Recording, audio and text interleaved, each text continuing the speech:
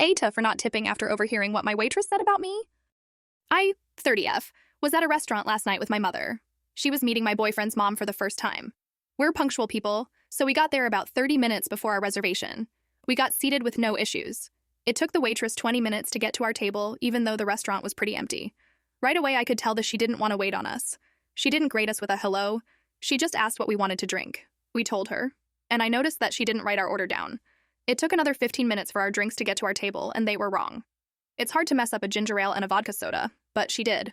My mom pointed out that she didn't order a Pepsi, and the waitress rolled her eyes, took my mother's glass, and disappeared. I excused myself to use the washroom shortly after. I had no idea where I was going, so I went to the entrance to ask one of the hostesses there. While I was walking up to the server area, I overheard my waitress talking to some other hostesses. She was pissed that she had to wait on a black table because they never tip well. My mother and I were the only black people in the restaurant. She wasn't even whispering when she said it either. I wasn't stunned, but her lack of effort started to make sense. I interrupted their conversation, and I asked where the bathroom was.